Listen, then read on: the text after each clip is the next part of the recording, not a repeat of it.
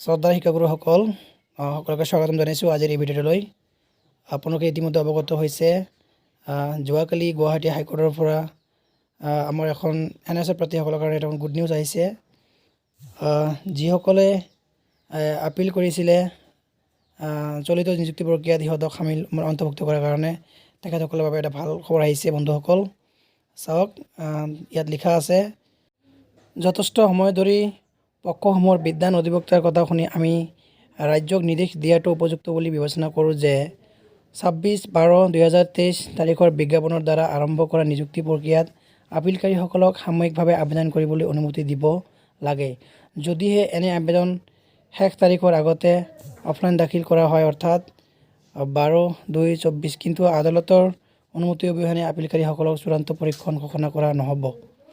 বন্ধুসকল ইয়াত স্পষ্টকৈ কৈ দিছে, যদি সিহঁতক সুবিধা দিব লাগে এপ্লিকেশ্যনৰ কাৰণে, আৰু আদালতৰ অনুমতি অবিহনে সিহঁতসকলক চূড়ান্ত পৰীক্ষণ ঘোষণা কৰা নহ'ব। বুজিছে চাগে আপোনালোকে। আৰু কি কৈছে চাওক, এইটো স্পষ্ট কৰা হৈছে যে এই অন্তৰ্বৰ্তীকালীন আদেশ কেৱল আপিলকাৰীসকলৰ ক্ষেত্ৰতহে, আৰু ই কোনো নজিৰ সৃষ্টি কৰিব নকৰে। 8 সপ্তাহৰ পিছত ভৰ্তিৰ বাবে এই বিষয়টো তালিকাভুক্ত কৰক। আমি স্পষ্ট কৰি দিওঁ যে আপিলৰ পেণ্ডেঞ্চি বিদ্যান একক ন্যায়াধীশে ৰিট আবেদনখন মেৰিটৰ ওপৰত শুনানি আৰু চূড়ান্ত আদেশ প্ৰদান কৰাত বাধা নহ'ব। বন্ধুসকল সেইখিনি মই অসমীয়াত ট্ৰান্সলেট কৰি আপোনালোকক লৈ আহিছোঁ। নিশ্চয় আপোনালোকে গমেই পাইছে, আমাৰ NSS প্ৰাৰ্থীসকলে যিসকলে সুপ্ৰিম কোৰ্টত হাইকোৰ্টত কেছ কৰিছিলে আৰু হাইকোৰ্টৰ পৰা এইখন অৰ্ডাৰ আহিছে। যিসকলে ইতিমধ্যে পিটিশ্যনাৰ হৈছে সকলোৱে নিশ্চিত থাকক, নিশ্চয় সুবিধা লাভ কৰিব।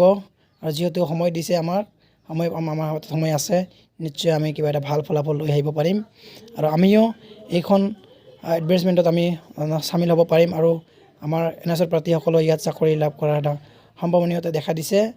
বন্ধুসকল এইখিনি আছিল আজিৰ ভিডিঅ'।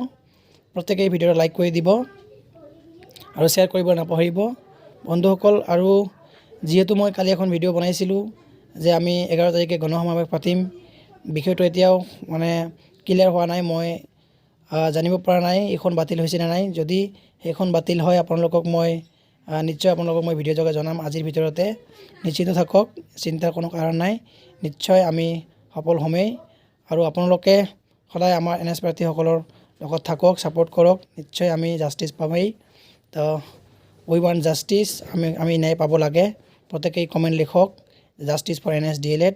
আৰু ইয়াৰ পিছে আমি আমাৰ পৰ্যায়ক্ৰমে কামখিনি হৈ আছে, এইখিনি হোৱাৰ পিছত আমি নিশ্চয় সুপ্ৰিম কোৰ্টলৈ আগবাঢ়িম আৰু নিশ্চয় আমি ন্যায় লাভ কৰিম।